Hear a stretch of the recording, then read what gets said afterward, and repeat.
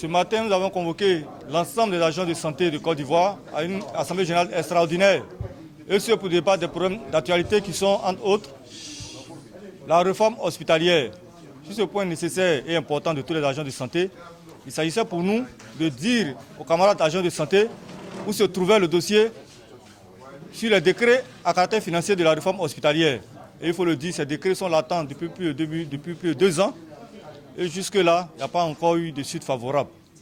Il était aussi question pour nous de faire la lumière sur la prime Covid-19 des agents omis. Cette prime qui a été octroyée par le président de la République depuis mars 2020. Et jusque-là, plusieurs milliers d'agents de la santé, tant contractuels que fonctionnaires, n'ont pas encore perçu leur prime. Voilà, donc c'est face à toutes ces situations, en tout cas qui tiennent beaucoup à cœur aux agents de santé, il faut sans oublier la question de l'INFAS, qui est une question qui perdure depuis belle lurette. La question aussi de l'intégration des agents contractuels de la santé, leur traitement salarial qui est vraiment scandaleuse. Tous ces problèmes, nous avons passé au peigne fin, nous avons passé en revue et l'Assemblée a décidé qu'il fallait, après avoir accordé au moins 6 mois au ministre Demba à la tête de notre ministère, de déposer un préavis de grève, parce que l'heure est grave. Aujourd'hui, vous voyez, nous nous trouvons à la rentrée scolaire. Les parents des agents contractuels de la santé sont toujours sans salaire.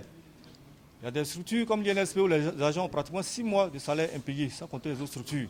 Il était nécessaire pour nous vraiment de répondre à l'aspiration de la base. J'ai donné quitus au directoire de la coalition santé de déposer dès lundi à 7h30 un préavis de grève au ministère de la Santé. Au niveau des contractuels, depuis belle lurette, la coalition santé demande à ce qu'ils puissent avoir un concours d'intégration des contractuels. Je voudrais préciser que la coalition santé ne dit pas qu'il n'y aura plus de contractuels à la santé, non. Parce que la loi sur la réforme hospitalière autorise la contractualisation dans les hôpitaux. Ça veut dire que ça va continuer.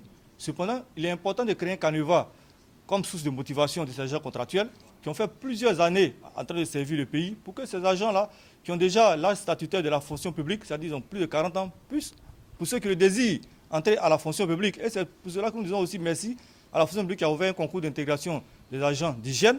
Mais nous souhaitons vraiment, et nous, c'est un plaidoyer, que la fonction publique pense à ouvrir un concours de recrutement exceptionnel des agents contractuels dans la mesure où ces agents-là, c'est un des diplômes universitaires. Alors quand on ouvre un concours d'intégration pour agents d'hygiène, ça veut dire que si le monsieur qui veut postuler en tant que contractuel à la santé a un master, avec son master, il sera qu'agent d'hygiène. Alors avec un concours de recrutement exceptionnel, il pourra faire, en tout cas bénéficier de ses capacités intellectuelles et universitaires. La réalité, c'est que plusieurs milliers d'agents contractuels, je l'ai dit tantôt, tant contractuels que fonctionnaires, restent encore dans le starting block, dans l'attente de leur prime Covid-19. Au titre de l'année 2020, je précise. Parce que nous n'avons pas encore abordé la question de l'année 2021, qui cumule déjà 9 mois d'arrêt de prime Covid-19. Au titre de l'année 2020, plusieurs milliers d'agents contractuels n'ont pas encore bénéficié de leur prime Covid-19. Je précise aussi que l'État a bien voulu décaisser une enveloppe de 3 milliards 477 millions pour régler définitivement ce problème-là dans le cadre d'un forfait, c'est-à-dire qu'un arrangement.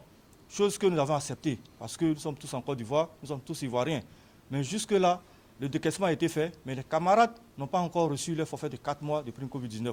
Les camarades, aussi bien contractuels que fonctionnaires, environ 4000 agents contractuels n'ont pas encore perçu leur prime Covid-19 et nous avons signifié au cabinet en leur déposant la liste de ces personnes-là, accompagnées d'un courrier avec accusé de réception. Environ 4000 agents contractuels et plus de 500 agents fonctionnaires n'ont pas encore touché leur prime Covid-19. Au niveau de l'incarcération des agents de santé, pour nous, il est important de combattre le mal par la racine. C'est-à-dire qu'on doit pouvoir créer un processus dans ce domaine-là, de sorte que les agents de santé ne soient pas, dès qu'on soupçonne un problème, ne soient pas jetés rapidement en prison, mais que ce processus soit respecté parce qu'ils sont aussi des fonctionnaires.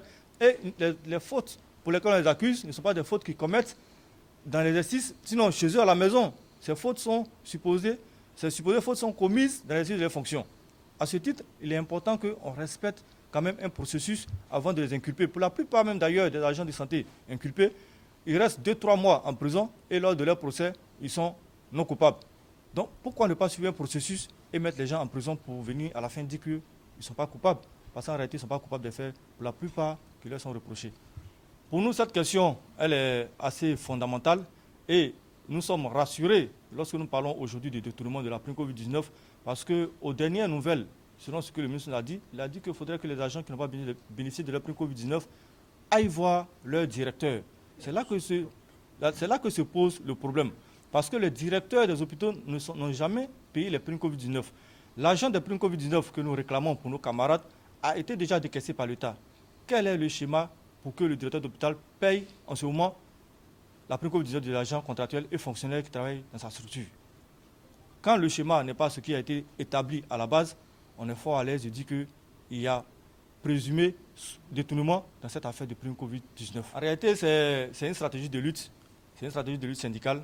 Et c'est pourquoi nous laissons, je laisse le porte-parole là au camarade Koulaï Meï Valentin. Mais il faut dire que c'est aussi source et c'est une contrainte en quelque sorte parce qu'il y a plusieurs intimidations au niveau même de la plus haute autorité de notre ministère à ce sujet-là parce que les gens n'ont pas toujours apprécié notre engagement auprès de nos camarades. Et donc, à un moment donné, parfois, il faut changer de stratégie de lutte. En réalité, pour le système sanitaire ivoirien est complexe et complet à sa base. Seulement le respect du système, des principes de ce système-là peut nous donner un système performant. L'emploi de secrétaire médical existe depuis belle lurette. Et à la faveur de la réforme des BTS, cet emploi a été confondu avec les autres BTS à base secrétariat en assistant de direction. C'est pourquoi vous verrez seulement maintenant assistant de direction.